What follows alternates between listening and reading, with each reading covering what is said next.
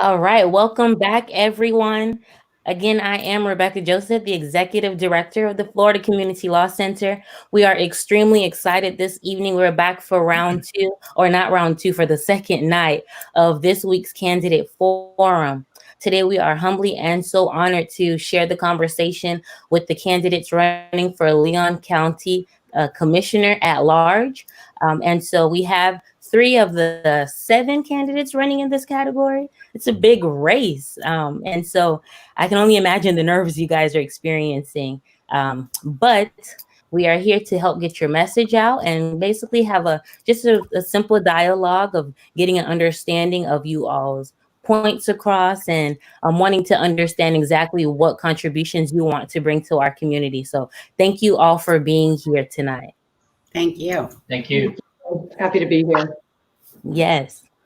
So I'm going to give you all an opportunity to just share a little bit about you all's and your passions, your points. Just three things I'm asking that you would include in your statement. And it's going, if you would just share who you are, share what your priority is, and basically give us a little background of how you got here, or not here today, but mainly wanting to run for county commissioner. I'll start with you, Danielle. Great, thank you. I'm so glad that you had this forum tonight. Everyone, my name is Danielle Irwin. I'm a candidate for Leon County Commission at Large. I first moved to Tallahassee in 1999, where I was fresh off the plane from Los Angeles to be greeted with our green, lush landscape here. And I knew right away that Tallahassee was a place that I'd be able to call home. I got my master's degree in oceanography from our Florida State University, doing research in Apalachicola Bay, and launched into an early career of public service at the Florida Department of Environmental Protection. I first served as staff and then later as deputy director of their Division of Water Resource Management, where I helped administer a budget of $455 million, which is significantly larger than the county budget, I might add, and more than 300 staff, while setting policy for land use and water infrastructure across the state of Florida.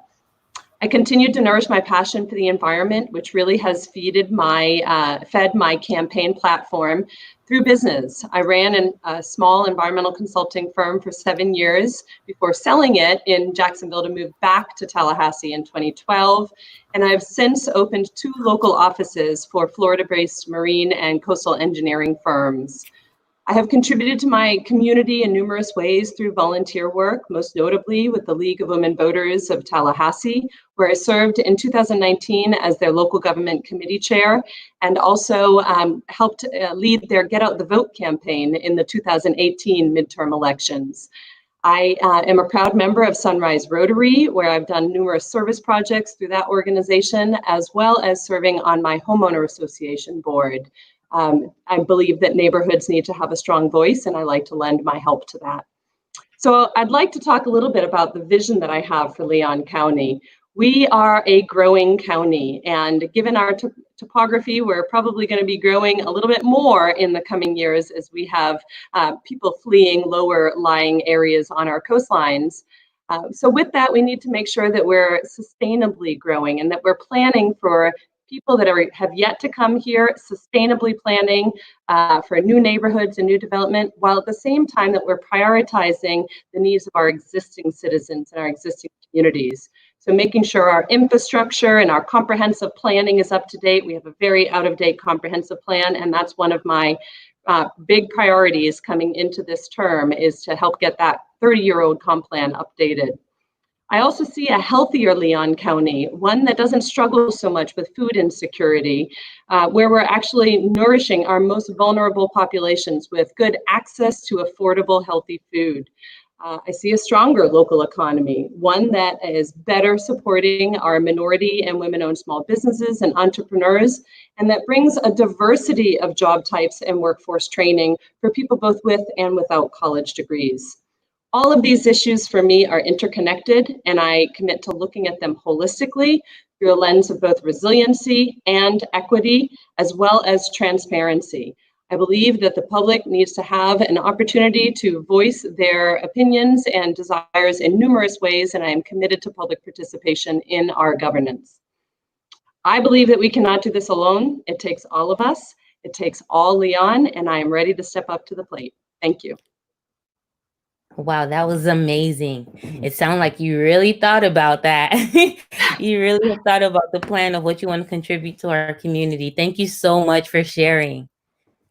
Now, obviously, I do have a lot of questions to get a better understanding. So before we get into them, I'm going to let Kelly go and explain a little bit more about her position, some of her priorities, and what brought her here to this race and to share with us today. Thanks for being here, Kelly. Oh, thank you. So I moved to Leon County in 1996 to take a position as the executive director at Refuge House, which is the domestic violence and sexual assault program here in Leon County. My background prior to that was I just had a lot of things that I've done in the past. I worked in business, both in commercial real estate and in a manufacturing company. I also worked for the federal government for the Bureau of Land Management for many years. And I got into nonprofits really as a volunteer in my early 20s. I was taken by the fact that in nonprofits, you can do social change work. That is a really great vehicle for social change work. I was attracted to doing social change work when I started volunteering at a domestic violence center in my early 20s and recognized that there was one group of people that was being beaten, which were women, and that it was one group of people that were doing the beating, which were men at that time. And I was very curious about that. So it led me to an entire education on oppression and social change and social justice, which has led me really to a 30-year career in trying to make the world better for groups of people who may not have the majority power in whatever local or national politics or in policymaking. So when I came to Leon County, our plan really wasn't to stay here. We were going to come. I had an 18-month-old son. We decided that we would stay for 5 years and then go find out where our hometown was going to be. And within just a couple of years, realized that this really was our hometown and fell in love with it. Just absolutely fell in love with it. My daughter has been born and raised here, and my son has been here since he was 18 months old. And this is their hometown too, and I'm very proud of that for them.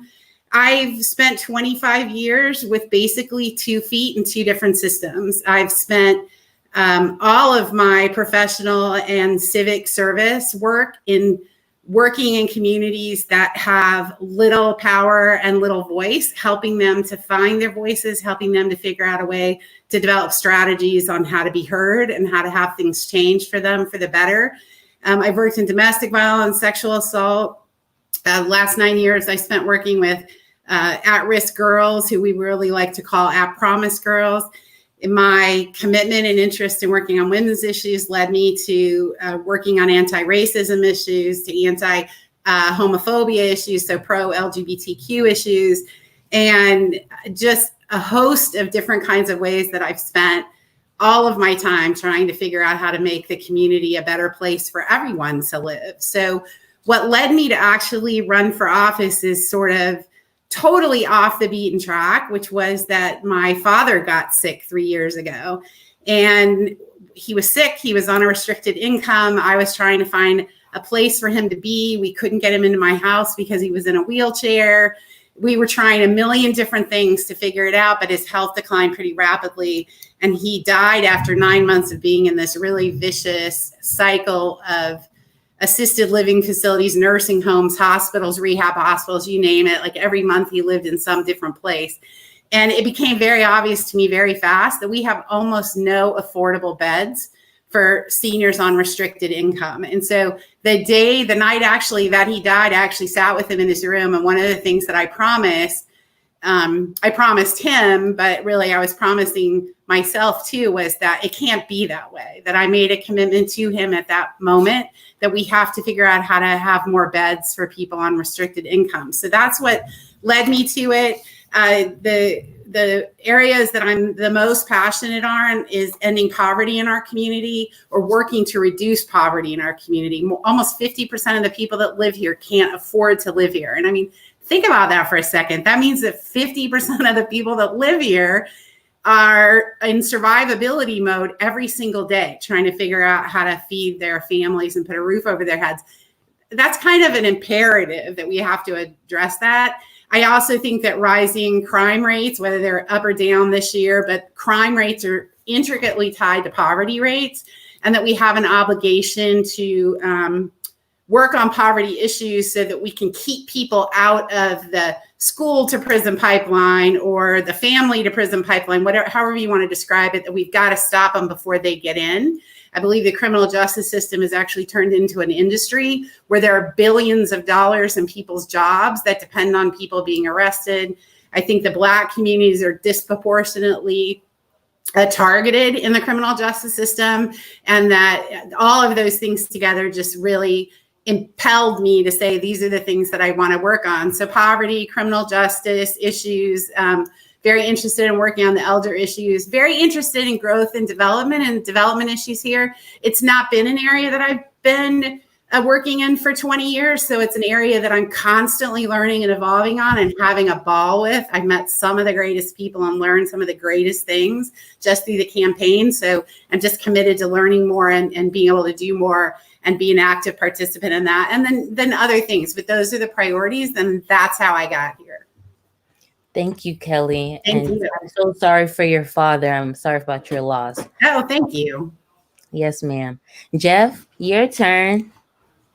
Well, thank you, Rebecca. Appreciate y'all having this forum, and it's an honor to be here. Just to tell you a little bit about me personally, I'm a lifelong resident of Tallahassee. I went to the public school system here, actually attending two, and up until that point, 3 Title I schools. I attended Sable Palm Elementary School. I attended Astoria Park Elementary School, Bellevue Middle School, which has since closed for a number of socioeconomic reasons and the changing of that community that surround where Bellevue Middle School used to be. And then I graduated from Godby High School in 1981. And so I come from very, very humble beginnings, frankly, grew up in poverty myself.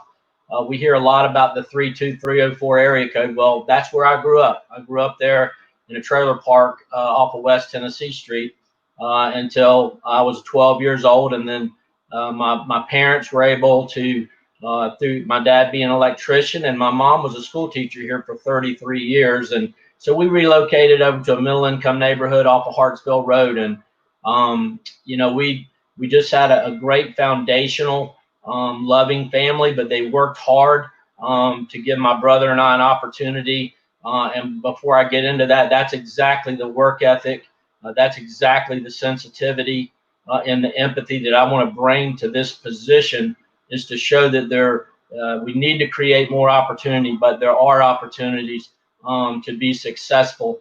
I was able to go to Florida Atlantic University on a baseball scholarship. Thank goodness. I'm not sure if I would have been able to go to college if I didn't have that. I was able to achieve a master's degree in public administration at FAU. And that's really where my professional career launched. I went to work for the Florida Institute of Government, which is a research and leadership development institute that serves state and local government across the state of Florida. And I've been in that institute program for 30 years. I've served as the executive director for that institute for the last 16 years. Our founding executive director was Scott Daly, who was a great mentor of mine, both professionally and personally, and also had the honor of working with former Governor Ruben Askew for over 18 years and learned a great many things from Governor Askew, of which probably the most important is the unconditional integrity that public service should always bring to the table. And through the Institute, I've had the experience of working directly with cities and counties and school districts, analyzing their budgets and making recommendations to the governing boards in terms of their budgets in good times and bad times. And I think that's an important consideration for this particular seat, because we're going to be in a position when we finally do begin to emerge to come out of the COVID-19 circumstances, and I'm optimistic that we will, but we don't know when that time is going to be. But we know there'll be some tough decisions that have to be made with regard to our county, our community, where we're going to target and spend limited resources. And much like many of my colleagues on this phone, who I have a high degree of respect for, I think we all recognize that we have some disparities and some inequalities in this community that have to be dealt with. And many of those surround the targeting and investment of resources into those communities that can go a long way in trying to lift those areas out of poverty, which is frankly my number one priority as well, is reducing poverty through economic opportunity. And what that really means is getting access to living in high wage jobs that are not just in the county or in the region, but in those communities. It also involves giving them equal access to the resources and the education that they need, because that's the foundational aspect of anybody's long-term success in a professional career, is that access to great education and the resources. And so the other piece of that is a diversification of our economy. And a lot of that, in my view, needs to focus and be emphasized on the middle and high skilled trades, technology, and healthcare jobs that are going to grow this community. There are outstanding careers available, outstanding jobs right now that the trades community, the healthcare and technology are looking for folks to go to work. Those jobs are there, but we need to build that sustainable pipeline of children and youth and even young and second adults looking for second career opportunities. And so we need to be able to emphasize that, look at how they can take advantage of that. I'm passionate, to be frank with you, about why I'm running for this office. It's a community that I grew up in. It's a community that I know is at a critical crossroads in a number of different ways, and we're facing a number of different issues. And it's going to take some tough conversations. It's really going to take building meaningful relationships across our entire county. And I truly believe that you can only do that face to face. Obviously, I'm a person that's on social media, much like many of our colleagues, but I'm a true believer that you've got to be able to sit down and have meaningful conversations with people that you're not used to sitting down with all across our community. And I've done that. I've done that in a lot of different communities. I would share with you one last thing about my professional career.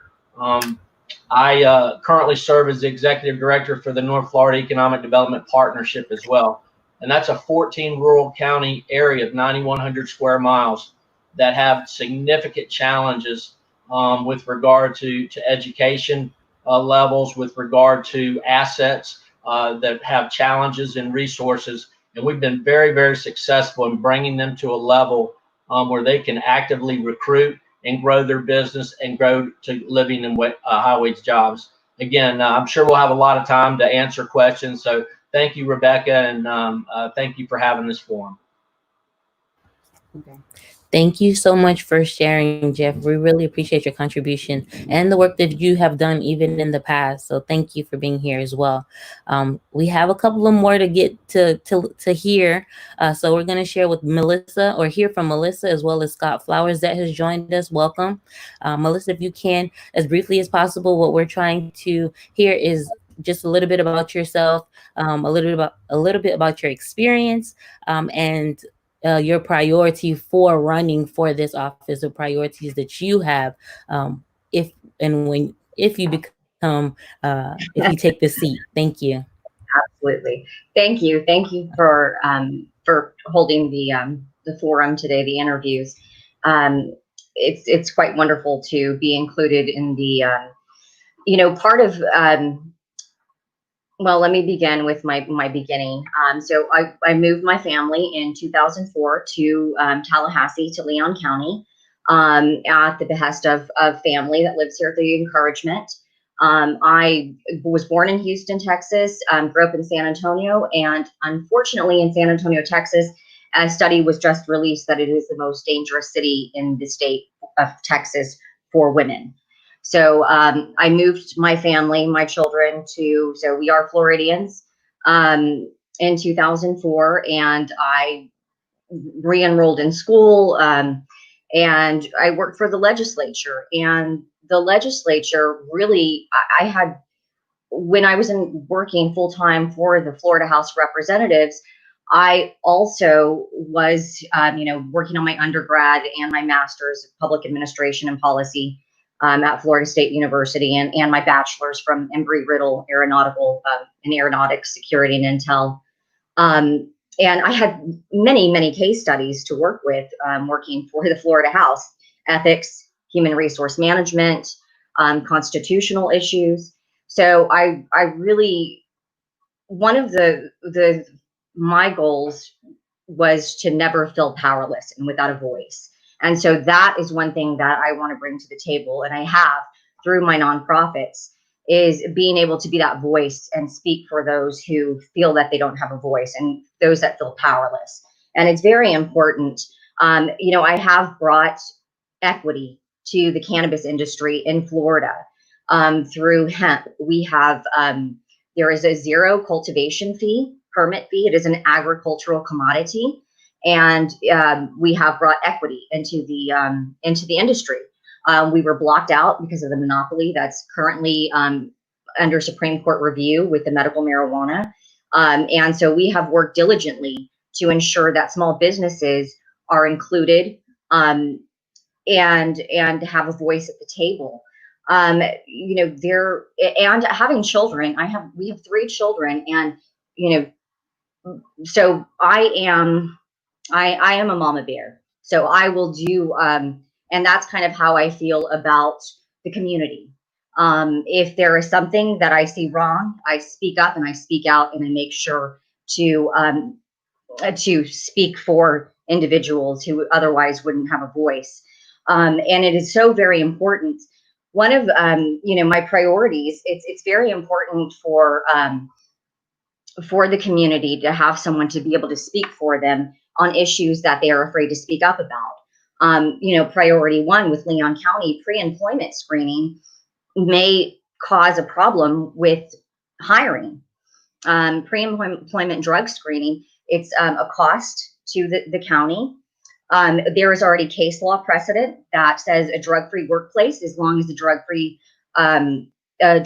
workplace is not offering for distribution or sell of cannabis, then they are allowed to, they shouldn't have to be pre-screened and drug screened. So, and all, in Leon County, the whole entire Second Judicial Circuit, we have been able to halt marijuana possession, arrests, and prosecutions for cannabis possession. And that is vitally important. And one of my priorities also, regardless of the election outcome, and all of my priorities are regardless of the election outcome, are to end the bail bond system. Other countries view the United States bail bond system as extortion. So if we, 24, 48-hour release program, bail bonds, they can provide a step up to communities. They can offer small business loans. They can offer small loans in general. So there is much to be accomplished. Laws are made to be changed. So anything that we can do to improve the communities, especially in the fact that we do have poverty, we have a major wealth gap in this county, and that has caused many, many problems. We have a public health crisis, not just with the pandemic, but with syphilis and HIV. So these are all of the issues, and working for economic development, hemp farming for regenerative and organic farming, so we are not polluting the waterways. So my priorities are run the gamut. I am concerned about the economy, the housing, agriculture, our community. I love our community, and I will work tirelessly, and I'm dedicated and committed to making positive change and bringing positive change to the community. Thank you. Thanks so much for sharing, Melissa. And last but certainly not least, we do have Mr. Scott Flowers here joining us. Mr. Flowers, basically everyone has been sharing a little bit about themselves and what their priorities are for if they take office. So this is your opportunity to share your perspectives and some of your priorities. Welcome.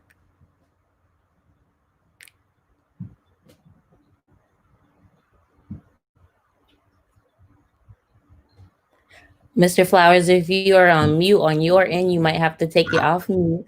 Oh, I got there we it. Thank you. go. Yeah. Welcome. I was looking at all the wrong windows. I'll try to be pretty brief. My name is Scott Flowers. I'm running for Leon County Commissioner because I am a business person in Leon County. I'm raising my family here. I own G. Willie's Uniforms. I own a business consulting called Life Buoy Business Solutions.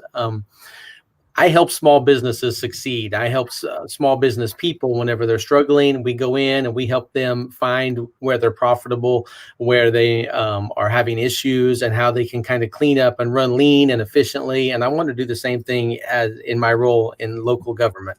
I see government's role as a facilitator. The government should be they should be expediting resources from the government level, which comes from taxpayers, out to the real boots on the ground, out to the people who are making a real difference. And that's our nonprofits, that's our small business people, that's our entrepreneurs, that's our blue collar workers. So those people are putting in the work to make our community terrific, and they deserve to get those resources. I see a big gap between government and the actual needs and the actual solutions within the community. I believe the solutions to all of our problems already exist. They're already out there in the community. There are already people working on them. There are people with a lot of terrific information, a lot of terrific ideas. They just don't have the resources they need to see it to come to fruition. So I work with a number of different nonprofits, and I see the work they do, and it's amazing, but they're not able to get grant money. They're not able to get the word out that they exist, even in things like career training. So I've learned over the last couple of years of a lot of great resources for people who want to get job skills training. And we have resources here in the community that people don't know exist. So I see the government's role and my role as a commissioner in putting out that information, making sure the county is publicizing that information, making sure that if somebody calls, they don't know where to go get help, that we have staff who know where to direct people to get that help. And when we have these wonderful nonprofits and small business people out there who are trying to create those solutions, we need to be able to give them the resources to support them, even if that's volunteers. You know, it may not be cash, it may be volunteers, it may be help with grant writing, it may be help getting through the bureaucracy and the government regulation. So there is a lot of stuff the government can do, and I don't believe it's doing it. I don't think it's intentional. I think there's just a gap of information. I don't think our existing government leadership or elected leaders, I don't think maybe they're not as aware or as involved as they should be. Maybe they don't know what the right steps to take are, but I do, and that's what I will focus on. I will focus on getting that information and getting those resources to the right people. It's just an exchange. It's information from the community and it's resources from the government, and we go back and forth and we start creating long-term sustainable solutions.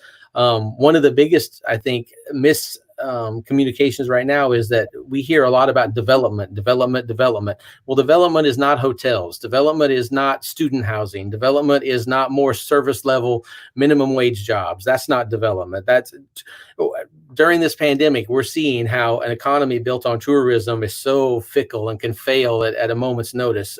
What we need is infrastructure. We need manufacturing jobs. We need warehousing jobs. We need tech jobs. We've got 2 world-class universities here in town. And once that talent graduates, it leaves our community. It doesn't stay here because we're not providing research. We're not providing jobs. We're not providing the manufacturing facilities to really put that talent to work. And that's what we've got to fix. We've got to get away from this idea that developing our community is building hotels and building student condos and building high-end restaurants. That's not what our community needs. And that's why we have wealth disparity. That's why we have income disparity. So I will work to fix those issues, and I will work with the community and with the existing businesses and with the existing nonprofits to make sure that everybody can prosper together.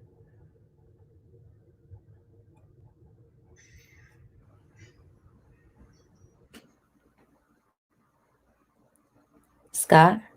Okay. Great. Thank you so much. So again, I want to welcome you all, and I'm very excited for this conversation as we kind of transition into the conversation portion of the evening. I just wanted to share some housekeeping rules, just so that in all fairness, everyone has an equal opportunity to get their message across. This is a bipartisan questionnaire, a forum, excuse me. I almost said debate, but it doesn't have to be. We can just have a friendly conversation and let the community decide, as best as they can with who they think is well fit for the position.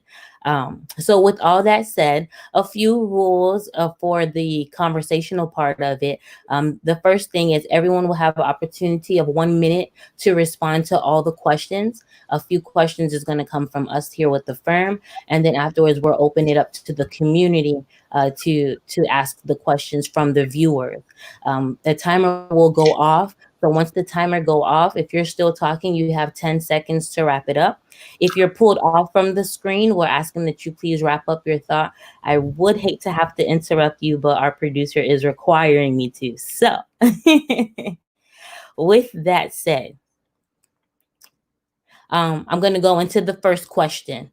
And that's going to, it kind of ties into a lot of what most of you or all of you guys really said, which was about equal access.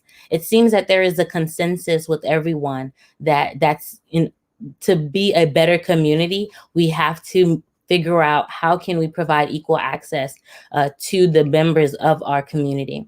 And so if you all can elaborate a little bit more, I'll just call on the person that is next to speak. And so I'll start with Ms. Kelly. If you can share with us what your ideas are and what plans you would have for equal access for our community, that'd be great. So I'm unsure if you mean equal access to justice or equal access to equal opportunity. I think that that we have a lot of disenfranchised community members who don't have access to all of those things. They don't have access to the political system. They don't have access to the criminal justice system. They don't have access to supermarkets. There's a lot of different ways. So in my opinion, let me clarify for you. And okay, it's everyone's priority, whatever ways that you wanted to make equal access in whatever areas you think is more important. So to you, Kelly, equal access for education might be your priority. And for Scott, his idea of equal access would be to resources for a business.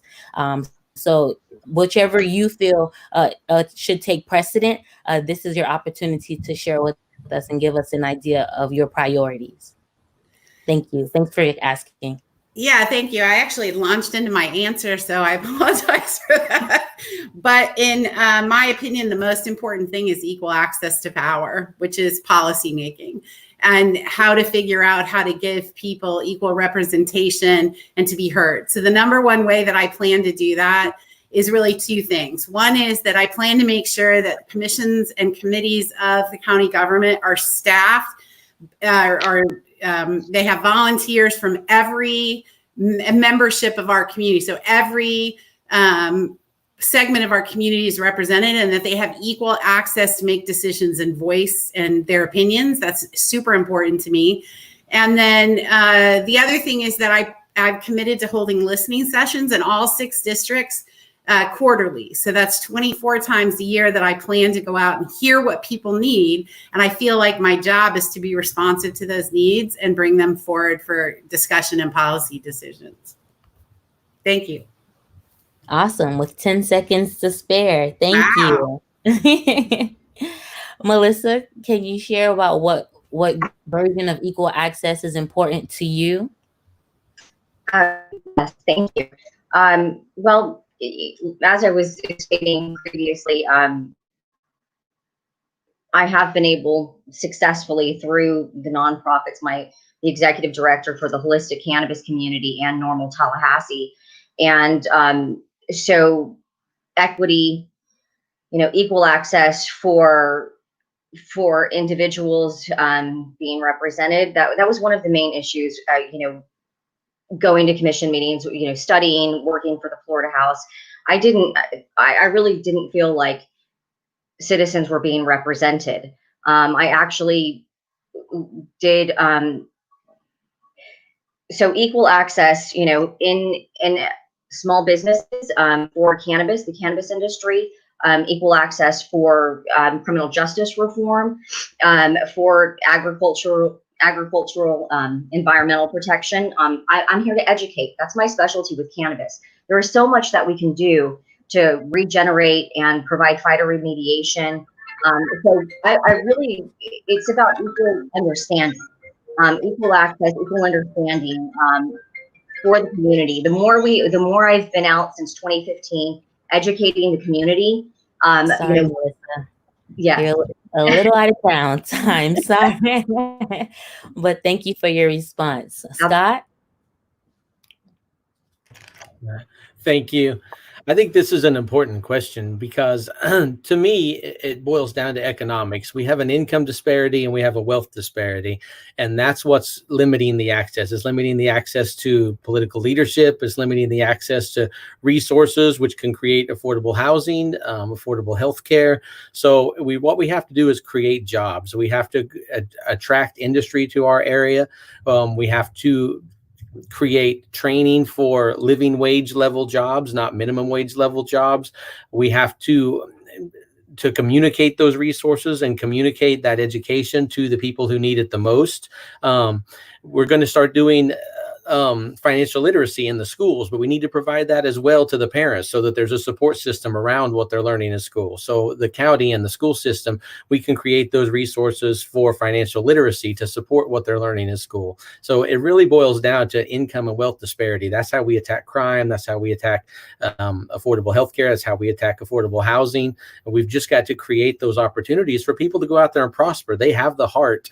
They have the ambition. So that's what we have to do. Thank you. Jeff?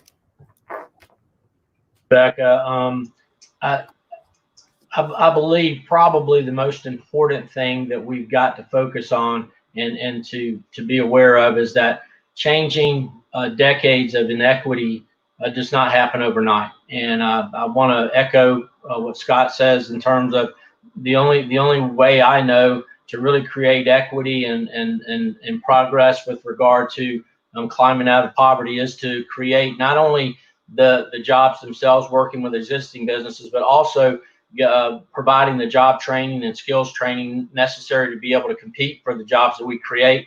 Echo that we need to diversify our economy with regard to manufacturing, logistics, and distribution type jobs, as well as emphasize our growth in the healthcare area, which provides a great opportunity. But I also think we have to be very intentional in the way that we invest in infrastructure that can lead to that job creation or undergird that job creation. And so I think we need to be really focused on that. We need to get back into the middle and the high schools to at least open the option up for others to know that middle and high skilled trades jobs are an option for a career. Thank you. Yes, sir. Thank you. And last, Ms. Danielle. Great, thank you. So for me, equal access really relates to access to housing that's affordable, access to transportation methods that are actually near where the affordable housing is and connecting it to where the work centers are, access to affordable food. You know, we've got a lot of amazing nonprofits that are doing great work in trying to help feed our public, but there are a lot of other voices that should be brought to the table. So I envision a more comprehensive food policy council. It has been tried before in Leon County a number of years ago, housed out of the Department of Health. I wouldn't really argue that that's the most appropriate place to be housing it. We need the producers, the distributors, the convenience stores, grocery stores to be actually talking cohesively together about how we tackle these food insecurity issues here. Access to healthcare. I totally support the primary healthcare program that Leon County funds, and I believe that that funding should be increased. That's providing opportunities for a doctor's appointment with primary care physicians, as well as dental visits and mental health support as well. All of these things are needed holistically. None of it matters, though, if people still don't have the money to pay for it. So everything that's been said already, I completely echo. I'm a scientist, so I'm a fan of STEAM industries, and I really believe that we need to be doing a better job bringing green industries here and incentivizing the medical industry and getting into those arenas. Thank you. Thank you. Okay, so thank you all for all of your answers. As you can imagine, it can be very difficult for a member of the community when you have candidates who are very passionate about the things that they're pursuing. However, if, you know, once once candidates get into position and get into their seat, there are a lot of people in our community that a lot of times feel unheard, feel like that their needs are not being met.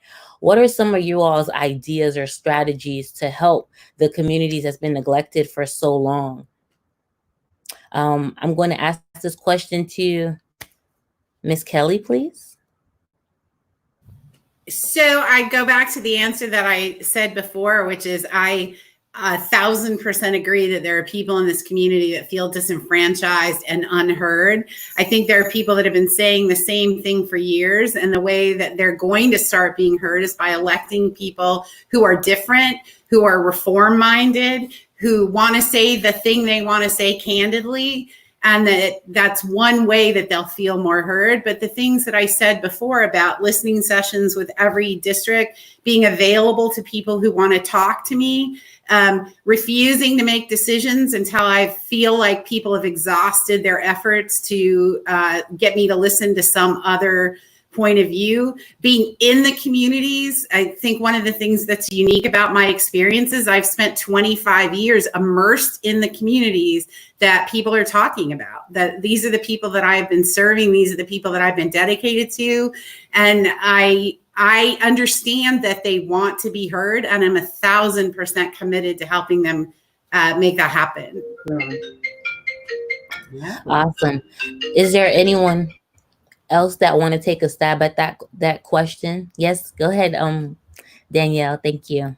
Great, thank you. You know, it's funny, when I started the campaign, I didn't realize that transparency and accountability were going to become such a focal point. But during this pandemic, what has become apparent is that our current city commission, blueprint, and county commission do not value real-time public participation in their decision-making meetings as many as other cities and counties within Florida have done.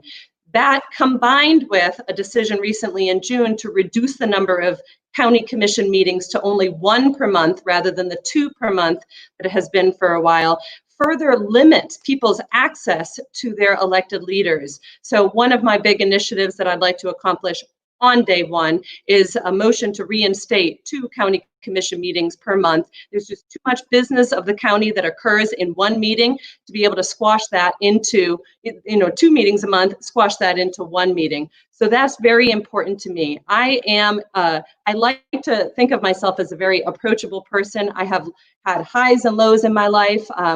Everything from being on food stamps myself to having to move out of a home that was stable in high school and into a rental, a father that's been incarcerated twice. I've been at the top and at the bottom at least a couple of times in my life. And so there's really it's hard to find people that I can't at least relate to on some level. And I have an open door policy. I want to hear people's stories. I want to hear from them. Thank you. Yes, Jeff, please share. I'll be brief, Rebecca. I just echo some of what my colleagues have said already. At the end of the day, there are times where I just think that our commission, whether it's a city commission or a county commission, kind of have made decisions already before they come to the dais. And I want to bring a spirit of leading by example and challenging the status quo that's guided this community for way too long. I truly believe whoever's going to be in that seat, and obviously hope it's me, that they're going to have enough political courage to not worry about what their decisions are going to make, that they will make, or going to have on their personal life or political consequences. We have to think about this community. It's a very diverse community with rural, with urban, with certainly socioeconomic disparities. And so we've got to have political courage to be able to make decisions to drive infrastructure investment and the investment of the resources that we have, which are going to be limited going forward, into areas that need it most. And I just think you have to lead by example. You have to have political courage to make those decisions. And I say what Kelly says, you have to elect somebody that's willing to take that stand and make those hard decisions. Okay, thank you. Yes, good to hear. Scott, did you want to say something? Yeah. Really brief. I'm accessible now. People visit me in either of my 2 businesses. My email and my cell phone is out there, and that's not going to change when I'm a commissioner. I'm going to do what I do now, plus take on the role of as a commissioner. And I was really thrilled with Jeremy Matlow whenever he first got into the position in the city commission, that he publicized office hours, and he's in the office and people can walk in without an appointment. And I want that level of accessibility for me as well. So I think it's a great question. I'm glad you asked it, because I do think there's a need there that the community doesn't connect with their elected leaders, and they need to.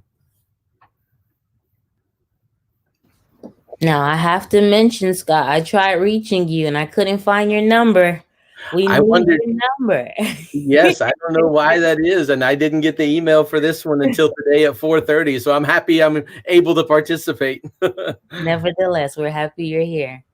Melissa, is there anything you'd like to share about equal opportunity and to help those communities that's just been neglected for so long? Any ideas of what you would like to do to bring changes to those communities, to get some attention for those communities? Oh no, I think we lost her. That's all right. We can proceed. So great. So thank you all again for answering our questions. And you all have answered them well. Kind of have to dig in a little bit more because, you know, as you know, running for politics as a politician, there's just this stigma over you all's head that you're only saying what people want them to hear. What do you guys think about when people say stuff like that? I mean, when you all launched out and say, I'm going to take this leap of faith and I'm going to run for, you know, for office, there's just so much negativity that comes with that. What pushed you to just make you say, that doesn't matter, we're going to do this anyways? Jeff, you can start the rotation, and afterwards we'll just kind of dialogue from there. Well, you're right. I mean, in this day and age, whether you're looking at national politics, state politics, or even our local politics, we have a lot of, there's been a lot of negativity surrounding it. And I just believe that at the local level, you can make such a great impact on people's life. And I said in my earlier segment that, you know, you have to truly be willing to lead by example. I've lived the life I have ever since I've been in my professional career, challenging the status quo. They said that we couldn't build a 14 rural county region. We had 6 people sitting around a table, literally representing 14 counties. We've grown that to a 33-member governing body that's created over 1,400 private sector jobs, $265 million in private capital investment, and almost $120 million in infrastructure and workforce development training. And so I think you have to look at how people live by example. Do they really stand behind what they do? By no means am I a perfect person. We all have made mistakes in our life, I think. But at the end of the day, have we led by example? Or do we have the political courage? And do people, when they look in your eyes, truly believe that you're going to do what you say they're going to do? And I truly believe that I do bring that to the table. So thank you for the ability to answer that question.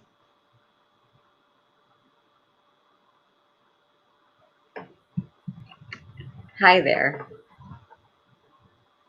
Oh, you're on mute, Rebecca. Hi. You're back, Melissa. Yes, Thank you. It is a bit stormy out, so I imagine you probably run into a bit of technical difficulties, but thanks for coming back. So yes, you are more than welcome to answer the original question.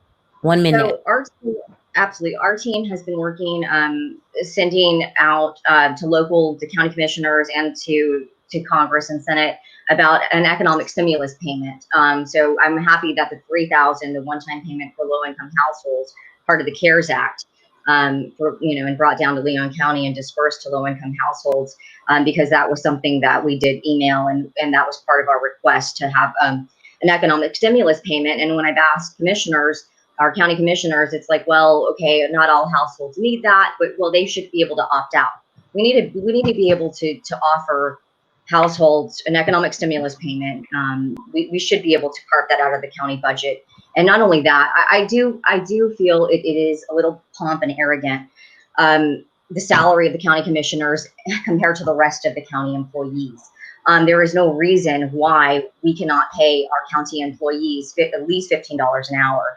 That's part of the reason that I was a teacher assistant for disabled special needs children here in Leon County, and I got behind on my utilities, on my rent. It just wasn't working for me, raising a family and trying to live. So I really, that is one of the things I want to change, and I will change, and that we need to work on is the wage of our county employees, because a livable wage at $15 an hour, even with the amendment, the constitutional amendment, there is no reason, there is no reason. I mean, a 16-year-old drives, has insurance. There are many costs to being able to go to a job every day, whether it's even having a bus pass or actually having your own private vehicle, or sharing a vehicle, being able to share the cost. Right now, my dedication, the last 5 years, I have gone without a salary. We are 100% volunteer based with my nonprofits, and that it has not stopped. That has not stopped us. We have gone and we have made positive changes in the community. And so I really, it is a bit pomp and arrogant, the salary of county commissioners versus the rest of the county employees. And I would like to change that. Thanks, Melissa. Thank you. Scott, Jeff, you guys are the business people in this conversation. You guys talked earlier about, yes, sorry, Can y'all hear me? Yes, so, good. Well, okay, Daniel, I'll give you an opportunity to respond. Just you guys have, Scott, you basically talked about the economic opportunities in this community and stuff like that. So, it's just, I was going to ask your response to what Melissa is saying. With getting pay increases or maybe pay cuts for the county commissioner, however way she saw that working out. How do you see that working or coming into play? Do you think that's something that would work? Well, I think as long as accountability goes with it. So I think our county employees are underpaid, but I think, I went through the interview process for some of these endorsements out there and some of the unions and things. And to go back to your earlier question, accountability is how we win trust back from the community. Good, strong leadership. And whenever they make unpopular decisions, they take it on their shoulders and they vocalize why they made those decisions. I supported the mask mandate, and I knew a lot of my supporters probably were against that. So I just vocalized why I'm for it. I think as a business person, it puts the onus on the government rather than the small business person to have to make those decisions and alienate some customers. And it's the same way with this minimum wage argument. I don't think $8 or $9 an hour is enough for anybody, but I also don't think that we can force a $15 an hour wage on small businesses, even if it's incremented over a number of years. Our county employees should be making, well over probably $20 an hour, but there has to be accountability that they do their job well, they do their job efficiently, that that the county is always operating as leanly as it can, and it's accountable to the taxpayers, that we're not just filling positions and we're not just spending budget money so that we get an increase every year. I worked in state government for 10 years, and unfortunately that's part of it. At the end of a fiscal year, people are spending all their budget money so that they don't lose it the following year, and that's frivolous spending. That's not accountable to the taxpayers. So I think we can pay our employees more, and I think we should pay our employees more, but I think it's a trade-off with accountability for them being good at their jobs and efficient in doing those jobs, and also eliminating positions that maybe aren't needed. Hopefully not filled positions with people in them, but sometimes positions go unfilled for months at a time, and if that's the case, we can eliminate those, and that's where we find the money to pay everyone else better. So I'm not a fan of the $15 an hour minimum wage, but I am a fan of paying people what they're worth, and people are worth a lot more than that. Thank you. Now, excuse me, I have to go back and correct myself, because everyone here, I understand, has business background and are business professionals. So yes, we would love to hear everyone's feedback. But basically, in response to what Melissa initially was bringing up about getting a pay cut for county commissioners or an increase for state employees, what are you all's thoughts on that, and how realistic is that plan? Is that even possible, or do you think so, at least?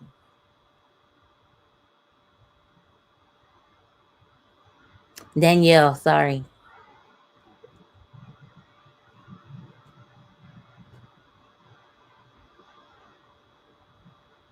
You're on mute, Danielle. Thank you. So I was a state employee for many years, many of those years without pay increases and not even a COLA, a cost of living adjustment. I believe that it's important that we pay people in a manner that is consistent with the increasing costs of life around them in the communities that they live in. So our county commission actually made a commitment last year to pay a livable wage and raise the salary or the minimum wage salary to $12 an hour. I support that move. I also support the vote that is on the ballot this November, which would incrementally over the next 5 years raise the minimum wage up to $15 an hour. I think that we need to listen closely and try and help our small businesses, especially the ones that support our local economy, the mom and pop stores and whatnot, to make sure that they're able to absorb that increase over time. And I think that our county made an interesting decision this past year in the proposed budget that is on the table right now. Whereas last year they raised it to $12 an hour and said, bring us back next year an increase to raise it to $13.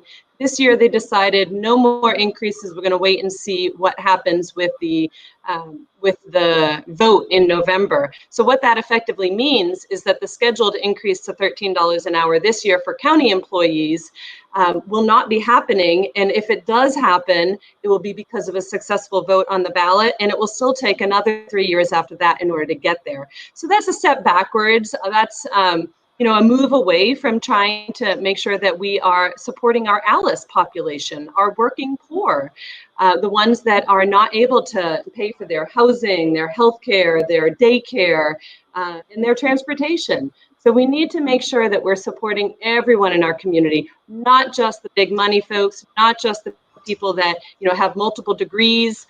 We need to make sure that we're supporting everyone. We're only doing as well as the people that as well as what everyone is doing. So I am committed to that. Awesome. Thank you.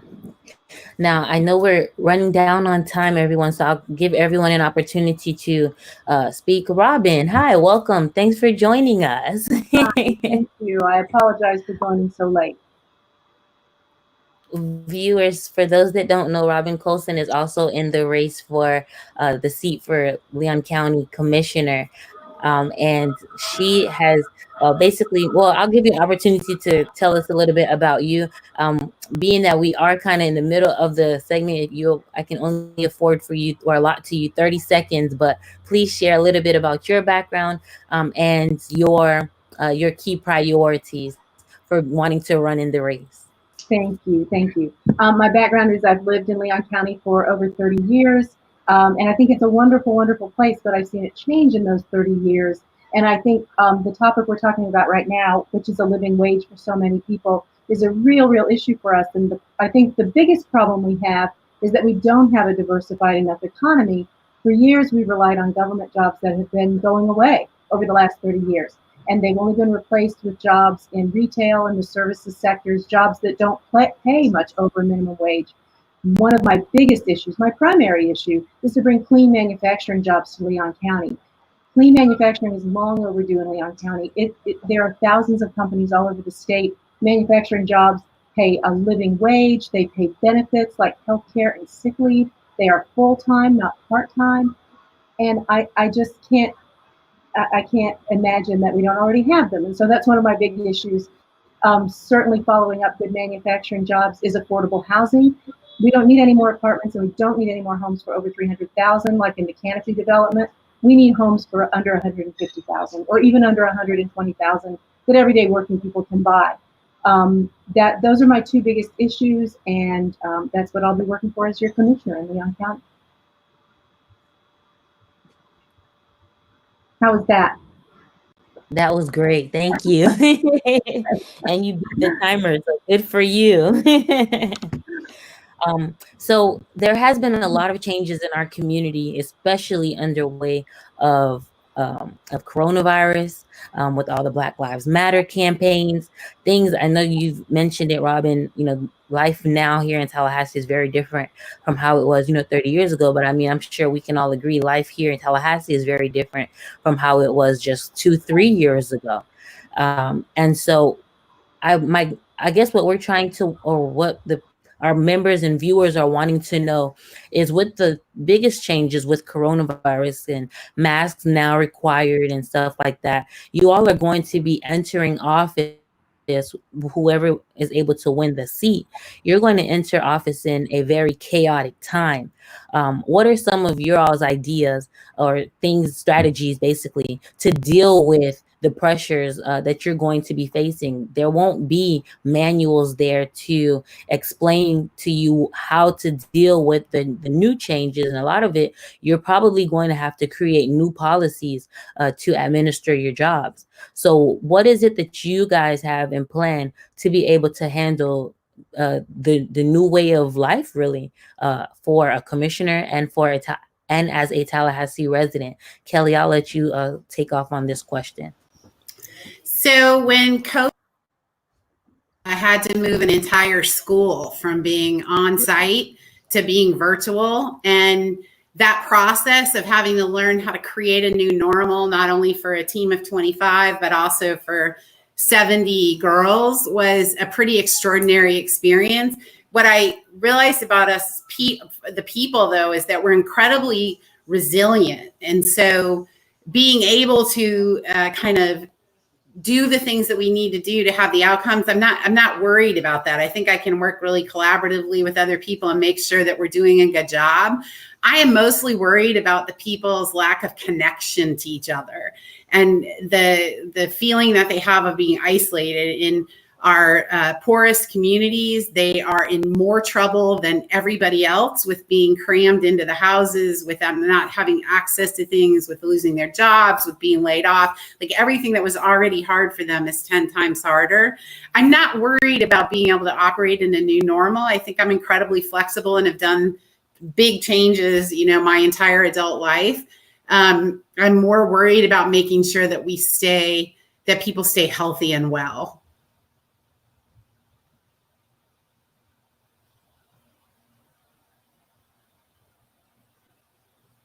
From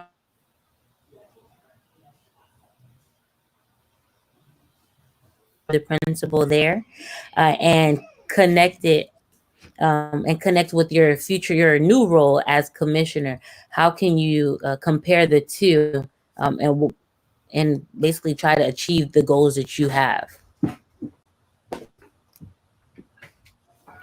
You were muted for the first part of your question. I'm not sure we all heard it.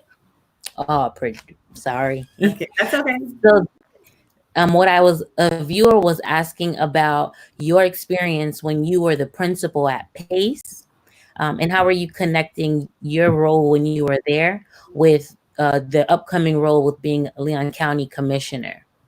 So to me, it's about whether or not you can speak up and stand up for people that don't have the ability to do that. And that is the thing that I am the best at. That's the thing that I feel the most passionate about. That is the reason why I'm running. So earlier, when you asked the question about how do you not become a politician, it's because I refuse to be. What I want to be is an advocate and a spokesperson. Being a politician means being able to operate within a system. Being an advocate means that you're standing up for what's right. And so what I learned at Pace, what I learned at every other thing that I've done in my adult life, is that you have to stand up and be authentic and be honest and speak the truth, stand up to power and do it, no matter how shaky your voice is or how scared it feels on the inside. You have to do it, because what I learned is that if I don't speak up right in that moment, nobody may speak up. Nobody may ever speak up. And so to me, it's about advocacy. The reason that I'm running is so that I can have a greater impact on social change and the community's well-being, for no other reason. And so I'm authentically who I was in this campaign, the same way I was before, and hopefully the same way that I'll be when I'm running. But it's about justice. It's about doing the right thing for the people that need us to do the right thing.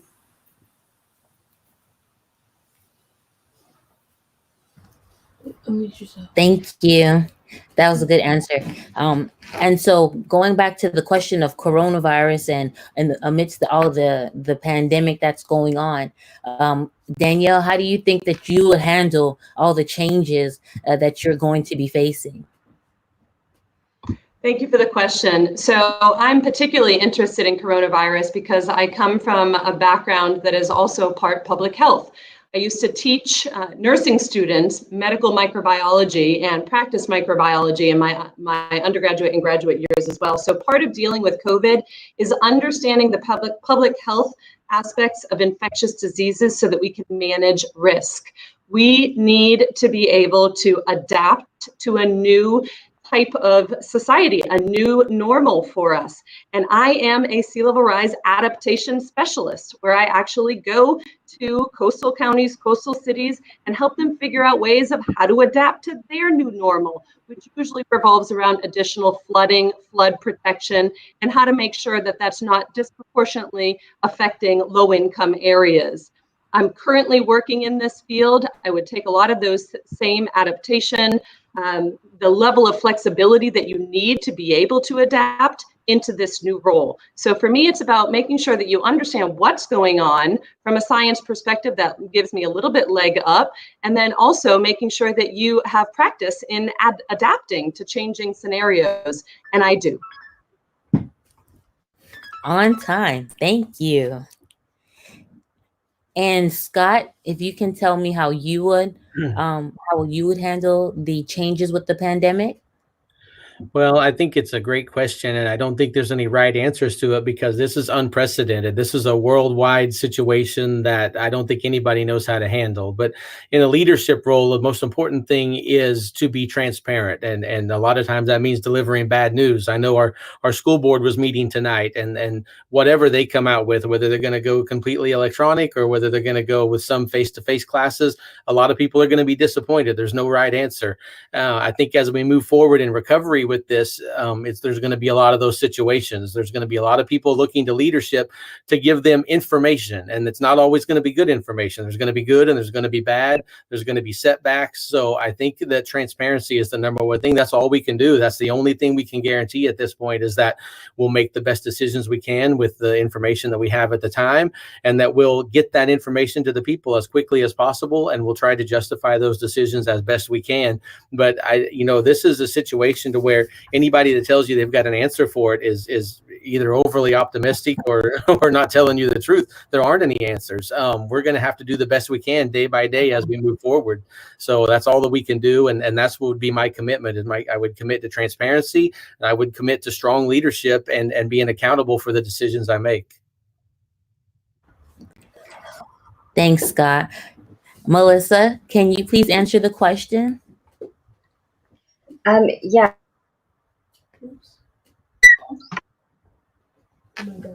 Let's see. Let me unmute. Okay, there we are. I'm unmuted.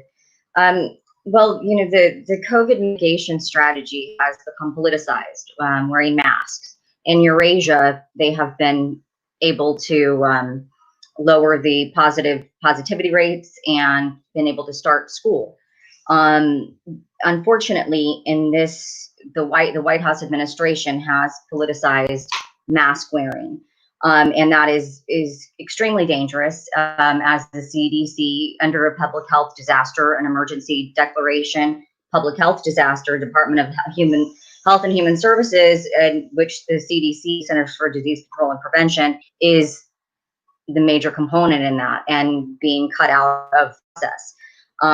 So, the Nixon administration, 1960s, he had the Southern strategy and the strategy to divide. And we're seeing this again. James Baldwin, a Black man who was also gay, and friends of Malcolm X, Martin Luther King, Medgar Evers, is just a person. There is brighter, is dark as the future of this country. These are the types of divisions that we need to end in this country, and end in any type of disaster. We wouldn't have this type of politicization with a hurricane And unfortunately, the public health disaster and the South Korean study that just came out states that, you know, between ages 10 and through 19 they have an 18% transmissible rate, which means that 5 students in a classroom can give a teacher a 100% positivity rate potentially. One of the teachers with the Florida Education Association who are suing the state, who have sued the state, caught coronavirus and was sick for 8 weeks. You know, so we think about the issue of bus drivers half sizing it, 30 kids. That means if you put 30 kids on a bus, they have a 600% chance of catching coronavirus. And that's, you know, that's you know, and I virtual school is you know, I want students to, I don't want them to be put in dangerous situations, and I don't want people to feel alone, but the public health and safety, and, you know, the Constitution, Florida Constitution, Article 12, Article 6, Article 7, you know, Board of Public Education, the commissioner, and our county school boards, our superintendents have as much power. They have equal power. I'm sorry, and I'm gonna have to cut you off. Thank you. Ran out of time, but thank you. That was I mean, you had the statistics. There was some research there. But yeah, so thank you for sharing. And I don't know if I missed anyone. I would certainly love to hear from you, but I know the pandemic is very, Jeff, yes, sir. The pandemic has just been very much a scary time for a lot of us in the community, especially with their growing numbers. And so just wanting to know who would be able to help lead this community forward. And Jeff, we would like to hear, how would you handle it? Sure. Just real briefly, I think many folks have echoed that, and especially Scott, that there aren't any clear-cut answers. We're dealing with something, a pandemic that we rarely, if ever, have had to deal with these kinds of circumstances. I think the most important thing as a leader when you're making decisions is to truly have real facts and real data. And you've got to utilize the best facts and data that are at your disposal, certainly as objective as possible, and have the political will to make the decisions that we need to make. But also, we need to be able to triage what our most important things are in the community, and the most vulnerable populations are at the top of that list. And so we need to be looking at taking care of the most vulnerable populations. We need to be sensitive to those small businesses, those institutions of K through 12, certainly our university system. You know, we're going to have another challenge on our hands in Leon County when the students return for college, if and when that happens. And I think it's imminent, and that's going to create a whole nother exponential challenge for decision making. I think our county's done a really good job looking at facts and data, making tough decisions like the mask mandate, and making that decision. It probably wasn't a very popular one amongst a lot of folks, but I think it was the right one at the time. And I also just think that we have to be willing to listen and to analyze, make decisions, and don't be afraid to go back and reevaluate where we've miscalculated and admit to that. And that's a transparency issue that we need to be willing to do as politicians. If you want to call a commissioner a politician, be willing to make the statement that we made a mistake if we did, but also be willing to go back and evaluate what we're doing going forward with facts and data, and be transparent of what we do. But I really think it's important for us to go through a triage process where we're looking at our most vulnerable, certainly on those that have children at home, that are actually either single parent families where that parent is working, where they can't afford childcare, and all of those other variables. Those all have to go into the decision-making process. We have such a diverse community. So again, my most important thing on this is deal with facts and data, make your decisions based on that, and don't be afraid to reevaluate and go a different direction if the facts lead you that way. Thank you. And Robin, we're winding down on time, so if you can please briefly share how you would handle this pandemic. Sure. I agree that any of the decisions we make need to be based on facts and data. And I think we need to follow the guidance from the CDC. And I think the commission they've been brave in the past to come out and support the mask ordinance. I think they have to keep doing that. I think they have to say, as to the extent that they can, businesses shouldn't open if infection rates are still going up in spite of what's going on in the rest of the state. I think we shouldn't be afraid to reach out to our neighboring counties. You know, I think Jeff is right. When the college students start coming back, that creates a whole new layer of potential infection. So do we work with our other counties and say, we need you guys to be reinforcing beaches being closed and people wearing masks in your institutions and in your county, and we need to continue to reinforce that. And I think at the same time, we have to work very hard financially to make sure those populations that the other candidates have talked about, the ones that need help the most. I mean, that's the bottom line, right? Keeping people in their homes when they're not working. How do they pay the bills? So do we work? I don't even know what the commission's full capability is, but do we work with our public utilities to create some kind of program to waive utility rates? Do we work with our landlords and our banks to try and come up with some way to delay mortgage and rent payments? But that's really the key, is keeping people in their homes when they can't work, right? And that's the big problem with schools, right? We need to get those little ones back in school because their parents can't stay home and take care of them or they lose their jobs. So, you know, if we can protect the jobs and protect the income, then it's not such a big urgency to get the little ones back in school. I think the older kids can learn online much more effectively. I know they can. That's what I do for a living. I'm an instructional designer and an online learning researcher. And so I know the older kids can learn better online.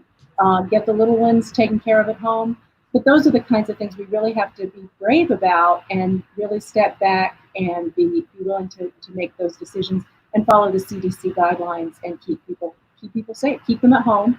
That's what we need to be doing. Keep them at home. It's just like Mayor Daley came out a week or so ago and said, stay home. I can't mandate it, but I can encourage it. Stay home. Keep your masks on and be safe. And then let us help people figure out how to do that and not lose their jobs and have their children cared for. So I think those are the kinds of tough decisions commissioners have to make. And anyone can answer this question, but do you all think that even though we're encouraging people to stay home, it's going to tempt more people to be out in the community if we open up businesses? Would anyone would say it'd be better to keep the businesses closed at limited hours, closing businesses earlier, or companies where employees have to go to work, they should be allowed to go home at earlier times? Or is it best that we just go back to our community as normal, where stores were open till 12 o'clock at night, midnight, or late hours, and then we're just asking people to go home or to stay home? How do we plan on dealing with this? Go ahead, Robin. I'd like to speak to that, Rebecca. I think it's a really slippery slope. And my first inclination is to say, well, I do agree that businesses should be open for lesser hours. But again, there's that balance of keeping people in little businesses keeping their doors open. So again, I don't know how much financial assistance is available through the county and through the city, but if we can provide financial assistance to help those businesses only open at a reduced rate, I think that's the way to do it. I'd like to say, folks, you have to be off the streets at 11 o'clock. The college students can't be out partying in the bars until 2 o'clock. But again, we have to be careful there, because that opens the door for more policing. Right. And I think we want to be careful given what's going on in our communities right now. We don't want to give more opportunity for people, certainly people in certain neighborhoods, certain communities, people of certain color, to be more prosecuted and more vulnerable to policing and police brutality. So I think, again, we can encourage. I would stop short maybe of mandating, because I don't want it to be I don't want it to be illegal to be out after a certain time, but continually sending that message and helping communities understand you've got to stay home, you've got to stay safe, you've got to wear your masks, and because that's really the CDC. I mean, the statistics show us, the data shows us that's what halts the spread of the disease. Okay, thank you. Does anyone want to take a stab at that before I go on to the next question? I'd like to address it if you don't mind. Yeah. So I don't understand the reduced hours at all. If our goal is to socially distance from one another, condensing the hours also condenses the shoppers. So I don't understand reduced hours at all. I don't understand how that helps with our ultimate goal. I will say it helps businesses because as a business owner, our business has been slower. As a consumer going out and trying to support local businesses, I hear from them. I've noticed that their business is slower. So reducing the hours may help them control their costs. From a business perspective, I understand it, but from a mandate perspective, I don't understand it at all. I don't know why we would want to condense people into a shorter number of hours and therefore put them closer together when our goal is to socially distance them. So I think we should continue encouraging the people who can stay home to stay home. I think we should encourage everyone to wear masks. I think that we should encourage people to support the local businesses. If you're going to be out, spend your dollars here in Tallahassee. Don't spend your dollars in the big corporate stores. Don't spend your dollars online if you can help it. Support our community, support one another. But I've never understood from day one the idea of this condensing the hours. I just don't. The logic isn't there. Thank you for your answer. Now, yes, Danielle, thank you. Thank you. I'd like to add a few things. One, I'll say I support the mask ordinance. I believe that that is a very non-invasive way of trying to prevent the spread of COVID. That being said, I think that we're also having to adapt our business models, and some are able to adapt more than others. For example, more outdoor seating, more outdoor activities, bringing things out into the fresh open air more when that's possible, more takeout, more drive-through. I'd love to see a return to the drive-through theater. I personally really miss going to see the movies. So there's that, but then also, our fastest growing rate of COVID infections is in that, that 18 to 24 age range, that, 15 to 24 age range there. So, that to me says that maybe we need to start talking about possibly reinstating some level of a curfew for bars and other collecting areas, not necessarily across the board, but where are the people going to at that hour of night? So, and I used to work in the restaurant industry. I'm a supporter of the restaurant industry. So these are hard decisions, but this is part of the creative adaptation that I think we need to do. I will also mention that I am less concerned about the college students going out to bars and then going back to their dorms than I am about my own 5-year-old going to kindergarten with a bunch of other children and then bringing that infection home. So, this is a novel virus, and I don't think that we can stress this enough. This is a novel virus that we shouldn't take lightly, and so we should be following the precautions of social distancing and mask wearing and try and figure out how to adapt the rest of our life around that without completely decimating our small business economy. Thanks, Danielle. Now, I have a really good question. I'm going to speak slowly to be able to ask it because I want to make sure I say it clearly. You guys forgive me. I know I've stumbled, but it's very hard being politically correct. I don't know how you guys are going to do it. But my question to you all is in your first 30 days, I'd imagine that there are some things that you're going to want to add to the budget that may not already be there. Can you all tell me what are some of those things that you plan on prioritizing if you take office? Jeff, I'll start with you. Well, thank you, Rebecca. It's a good question, but I think at the end of the day, we'll all be faced with a situation where we'll have to make very tough decisions on things that we're going to have to cut. And I would love to be in a position where we had an abundance of resources, but I think not only this budget cycle in 2021, but also probably over the next 2 to 3 years. I do think that we need to always be focused on our most vulnerable populations.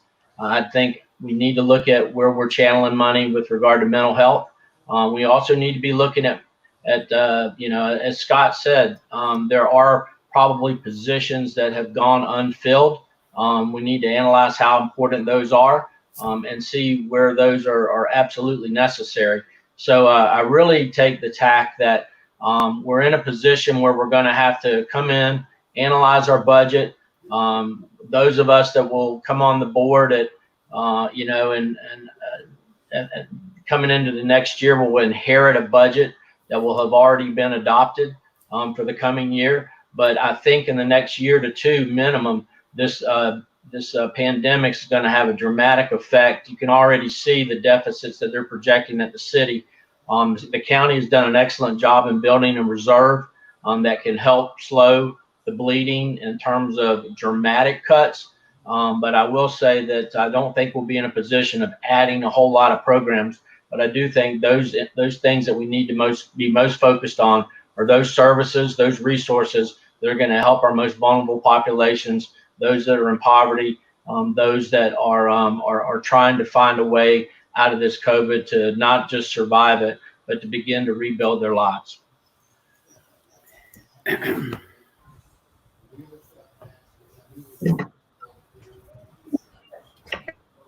Thank you.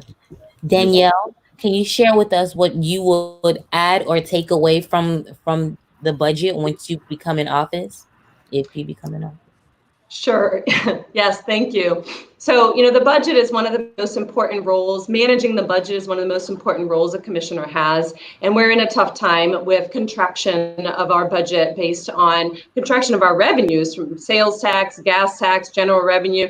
I mean, we are having to make some difficult choices. So I'll share with you a few choices that we've made recently that actually make me a little puzzled. For example, we've decided to postpone our sidewalk improvement program for a year. We've decided to take funding away this year from Leon Works and community agriculture, while at the same time we are in the potential position of approving a budget that would increase our sheriff's budget by 5.8%, I believe it is, an additional 4.5 million. So, that to me makes me wonder, are we prioritizing things correctly? Second thing I'll mention on that is, while we have our lowest income areas struggling so much more so with the pandemic than they had even before, and they were already struggling with food insecurity being such a critical concern, especially with children not being able to get, sometimes 2 square meals a day and all the food for the weekend for the family too. We need to make sure that we are nourishing our population. And so I would prioritize funding programs that would be supporting those that are hungry, quite literally. And so meanwhile, we've got this issue going on over here, but yet we decide as an elected body, the intergovernmental agency with Blueprint, to take a $20 million convention center project, and turn it into a $53 million one. So that's a heck of a lot more money that's going to be going to a convention center while we've got a struggling population. So again, it makes you go, So I think we need to be looking at the way we prioritize our spending so that we're shoring up the people that live here now. We're making sure that the people that are here now struggling through the pandemic, that they're supported, and they need to be a priority. We can be planning for future growth while prioritizing our existing neighborhoods, but I don't see that that's happening right now. You're on mute. Thank you. Kelly, if you can please let us know your perspective. What would happen to the budget if you got into the office? So the original question was within the first 30 days. So my response to that is that we'll be coming into office in November. So it's out of sync with the budget cycle. So I really am focused on the next budget cycle, which will be starting probably right around that time. And my biggest issue really is around reallocating funding and looking at how the human services sector is funded. I think that the burden of COVID-19 and other things have really put an enormous stress on our human services sector, who are always the ones that we look to fill the gaps between what government can do and what business is able to do. I think the higher rates of unemployment, the jobs that are being closed, all of those things have stressed out the human services sector to the max. So I have two things about that. One is that we have to look at how to get more funding to them so it can get to the people who need us to be supporting them. But the other thing is that I really want the whole process of how we fund human services to be revisited because I want it to be more in sync with a community impact model of approaching poverty.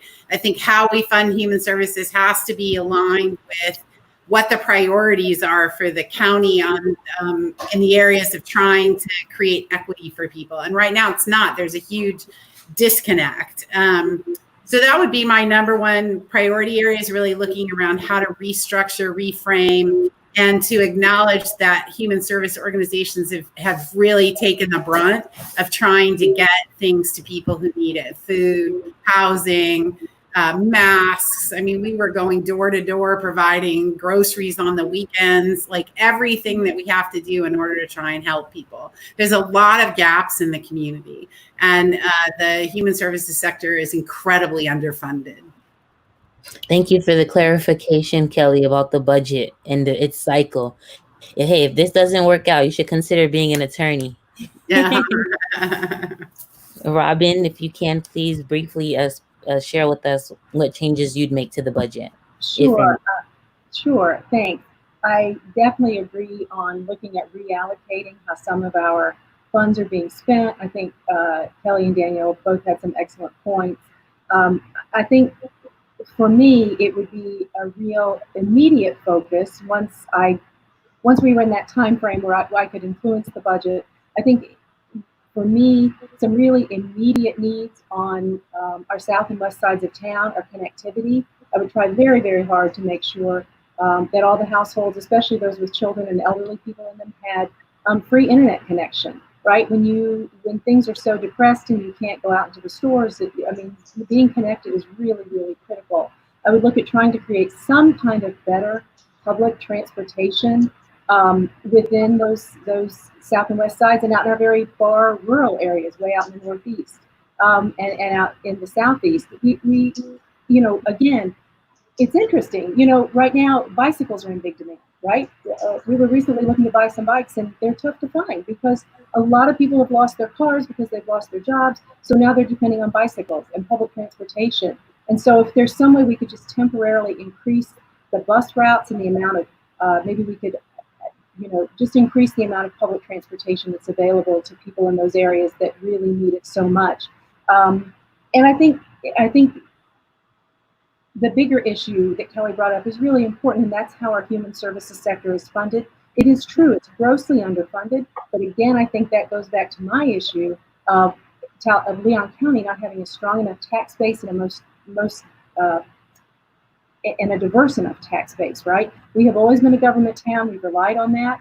In recent years, we've tried to bill ourselves as a tourism town and try to really rely on that for our tax base. I don't think that's our golden goose. I really think good manufacturing jobs are the way we need to go so that we have better jobs for everybody, jobs with benefits, job with a living wage.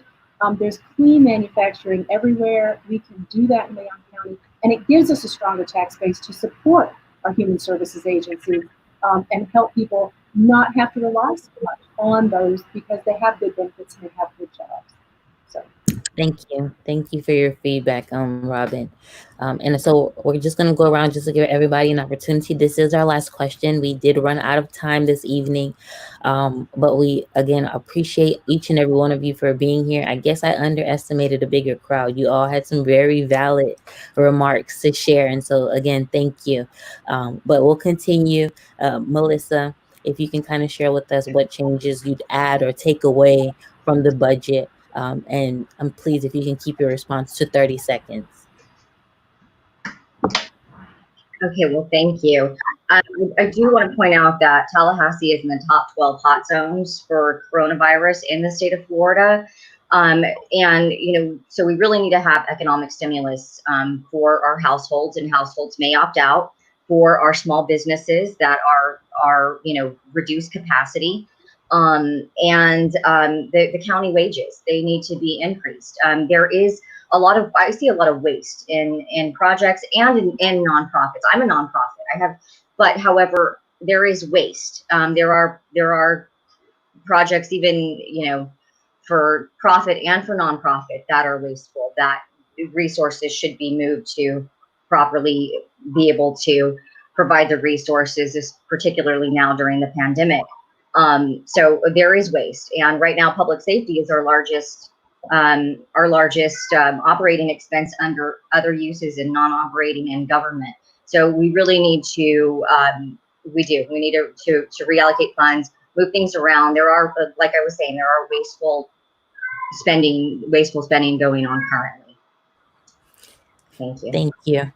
And Scott, I know that you hadn't had an opportunity to share yet, but tell me, with your background running businesses, I imagine that you also, I'm sure as everyone else, have seen accounting records, and there's some things that you might take off or add. Tell me, do you have any ideas of what you would do? Well, first, I'll briefly say the number one thing, and I think it'll still be the number one thing when we get to November, is all of the county spending needs to be spent local.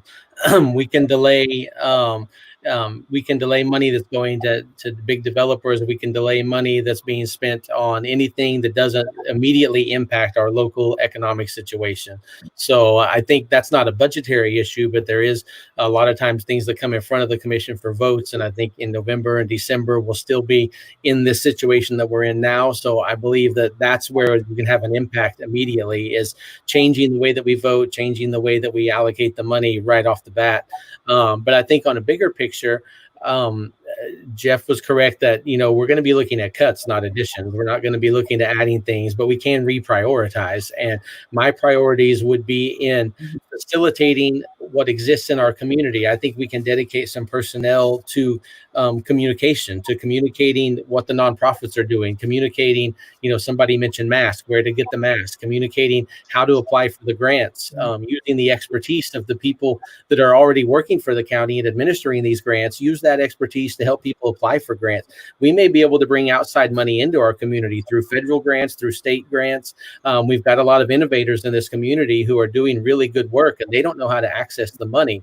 And we have experts within the county already who are in, FTE, full-time paid positions, that can hopefully help them to get that grant money and bring that outside money into our community. So if there is a way to add to the local budget, that's the way. We utilize the staff that we have to access that other money and to assist the people in our community who are doing the work.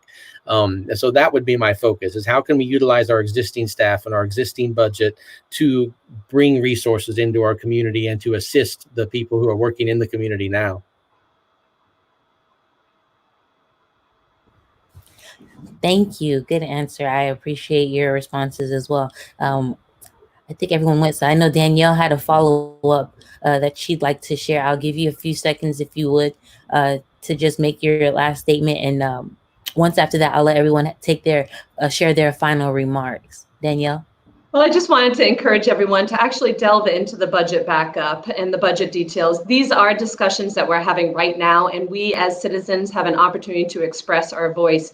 I also wanted to add that there is an additional 10% funding to the Community Human Services Partnership, CHSP, which funds a lot of the health and human services that we've been talking about as a group.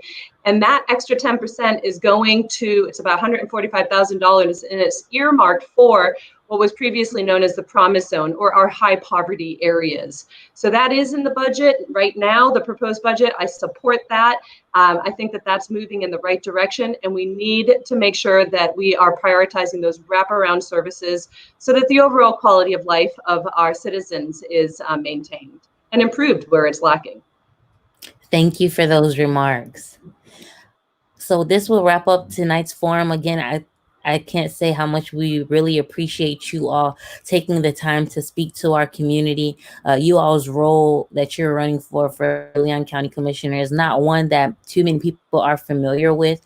And just wanting to understand what you all's priorities and ways that you're looking to care for this community, it does mean a lot to, if not everyone, specifically or especially to me and my team. So again, thank you for everything that you all are doing, for even taking the time out to take that leap of faith and kind of step out there. It is definitely appreciated and acknowledged. So we'll go around and we'll just start with Kelly, and we'll end with we'll end with Michelle. I'm sorry, Melissa, please forgive me. We'll end with Melissa, and we'll be able to hear everyone for a quick 30 seconds to tell us your final remarks. in wanting to be voted for. Thank you. I just think this is a time where Leon County needs to vote for change and for things to be done differently than they've always been done.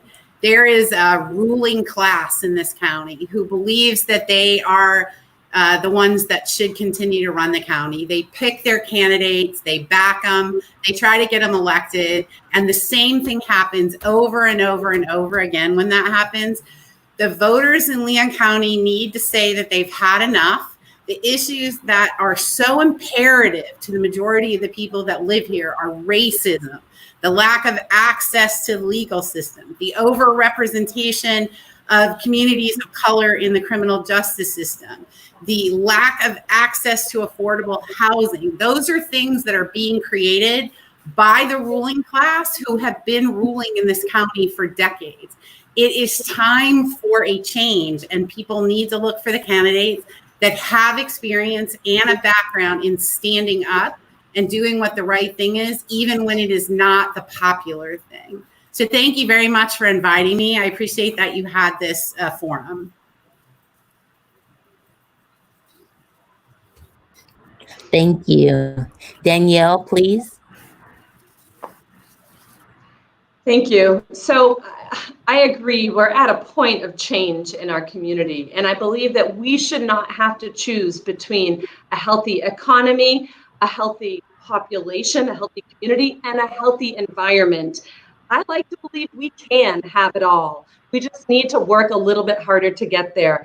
I am dedicated to doing my work and improving the community to the best of my ability, but I cannot do it alone. I need all of the people in the community to be reaching out, to be sharing, to communicating. I've built my career on environmental management in the state of Florida, which focuses largely on infrastructure and on land use and on the decisions that come more often than not before our county commission. So my background in business, the environment, regulation, policy making across the state of Florida, plus my diverse array of life experiences in both urban and rural settings make me the most qualified candidate for this position.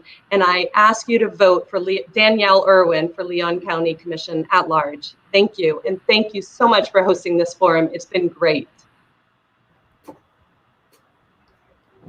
Thank you, Danielle. Jeff, 30 seconds, sir. Thank you, Rebecca. Honor to be here. Thank you for all your questions. Thanks to each and every one of my colleagues that joined the forum tonight. I just would say to everybody listening and everybody in our community that I come from a very working class background, and I've had to work for everything in my life, from everything from attending college to the profession, starting as a graduate assistant, leading up all the way over a 30-year career to becoming an executive director of a statewide institute. I believe I've got a tireless work ethic. I believe I connect with every single area of our community, from Highway 20 to Highway 90 to Miccosukee, to Frenchtown, to the South Side and Orange Avenue, to the folks that are out in Killearn and Golden Eagle and Ox Bottom. The person that represents this commission seat is going to have the responsibility of connecting with every single group in this community. And we have many that are experiencing inequities and disparities, and we have to have a special attention and a special intentionality in terms of how we're going to invest resources. But we also need to be cognizant of the fact that we're going to represent this entire county. And so I just appreciate the opportunity to come to you. And as I've said in most every forum, my only commitment that I can make to you above board is that I will serve you with unconditional integrity. And that's a commitment I will stick by each and every day if I'm honored enough to be your commissioner. Thank you, Jeff. Scott? Thank you, and thank you for having this forum and getting me in on late notice. I really appreciate you working through text message while this was starting. I know you were juggling a lot of duties right there, so thank you for getting me in. I want to let people know that whenever they vote for Scott Flowers, they're voting to fill that gap between the community and the government. I'm going to represent them. I'm going to be accessible. I'm going to be accountable. I'm going to be working for them and only them. And that's why I chose to go into this. I chose the Leon County Commission as my first political race because I knew I could have the most impact in this role. I think I can do a lot to help our community. I bring a background of government regulation. I've done fiscal impact studies. I've written regulation that was adopted into administrative code and even statute. So I've seen government from that side, but I've been a lifelong entrepreneur. I've always owned small businesses. I consult and coach and mentor and help other small business owners. And I know what it takes to make a business successful. I know how government can hurt or help that business role. And so with me in government, I'm going to be an advocate for small businesses. I'm going to be an advocate for the workers who work for those businesses. I'm going to be a voice. And I think a lot of people misunderstand the things that fall under the authority of the county commission. There's things we don't have control over, like, education, the city politics, the city police department. But I'll be a voice for people even in those roles. So I'll speak out. I'll be accessible. When concerns come to me, I'll voice those concerns even when they don't fall under the county commission's authority. I'm going to be there to represent the people who vote for me. And that's just what I want them to understand, to fill that gap between the community and the government. Vote for Scott Flowers. Thank you, Scott. Okay, and then we're going to go with Miss Melissa, please. Hi there. Thank you for the Florida Community Law Center for holding this forum today for the Board of County Commissioners at Large race. I'm Melissa VR. I represent democracy. I'm native to this continent. I'm the exact, the proceeding, of the Crusades, of, it's either fight with the colonials or be sent on the Trail of Tears. So my family chose to fight on the side of the Texans. I represent democracy. I am the write-in candidate. We have a right as citizens to, if we were unable to collect the signatures, I am my integrity, my ethical commitment to this, to this community.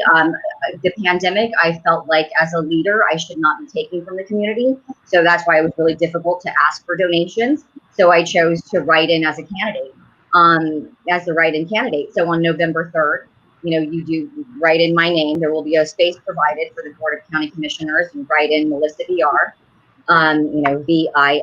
VILLAR. And I do represent the county. I represent the 72% of the population who voted in favor of medical marijuana. So, I represent the arts, music and arts. We educated the community through music events. I have been, in 1 year, Hemp brought in $285 million to the state and created over 5,000 jobs. So I want to improve the community.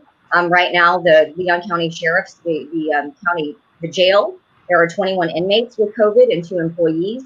They only received or ordered masks Friday. So they're a bit behind. And it was my organization, the whole idea of only being able to receive 6 masks at a time. And then they finally said, okay, businesses can receive up to 100, 200. So we were pushing and sending emails why we had to go to the library and just get, 1 set per person. So my commitment and dedication to this county is I absolutely love this community, and I want, and I represent, over 72% of this population. Please write me in on November 3rd. Thank you. Thank you. Last but not least, Robin. Thanks so much. I've said in other forums, and I agree that there is a great divide in this town, and there's been a lot of uneven development, and I think uneven opportunities provided on the north and east sides of town. But it's true that as a commissioner in this seat, I serve the entire county. So I would like to look at solutions that benefit the entire county. I don't want to create the feeling that I'm pitting one side of the county against another, or the people with more power and wealth against people who might have less. So what I'd like to do is focus on those solutions that benefit everybody, and that's why I'm such a strong proponent of good manufacturing jobs, clean manufacturing jobs, They are good for everybody. They're good for, they give jobs to people of all skill levels, the college educated, the tradespeople, and the lower skilled level workers. They create good income, so people have more disposable income to buy the products and services from our small businesses. They provide benefits like healthcare and sick leave, so people don't have to rely so much and create more burden on our already very overburdened human services sector. They require infrastructure. Manufacturing companies need manufacturing infrastructure. That means jobs for electricians and plumbers and welders and construction workers. So it's good for our tradespeople. All of that works together and contributes a much stronger tax base for Leon County. So we can take care of the people who need taken care of and give good jobs to the people who right now have no access to good jobs because they're just not here. And so for me, it's that bigger solution that I think is more effective in the long run, that leads us in the direction we want to go. Thank you, Robin. And again, thank you everybody for being here tonight. You all had really awesome final remarks. I imagine that the community is really going to struggle with trying to make the decision that they think is the best. You all bring much valuable skills and ideas to the table. And I can only imagine if we can merge some of you guys together, that might be the best fit, but clearly that's not an option that we'll have to do. So we won't know until November 3rd. And again, thank you all for being here. Have a great night. Thank you. Thank you so much. Thank you. Thank you. And to Tallahassee, we are so happy that Florida Community Law Center has been able to host this year's candidate forum. It has been a challenge just wanting to connect with everyone, but we have received so much great reception and love from the candidates. And so we hope that we are able to clearly convey what opportunities that we have as a community to be informed and to take our power of vote as serious as possible. If you are not registered to vote, we encourage you to. Unfortunately, at this time, July 20th was the deadline for those who wanted to vote on August 18th. But you are able to register to vote to be prepared for the November 3rd election. And these candidates that has appeared tonight will be on the ballot for the November 3rd election. So if you have any questions or need support in wanting to register to vote, or you have need for any assistance understanding anything in the legal realm, the Florida Community Law Center is still here for you. You can always reach us, follow us on any of the social media platforms at FL Community Law Center FL Community Law Center, or website at www.flcommunitylawcenter.org, or you can always call our office. Again, y'all be safe, and thank you so much for tuning in. Have a great night. Bye-bye.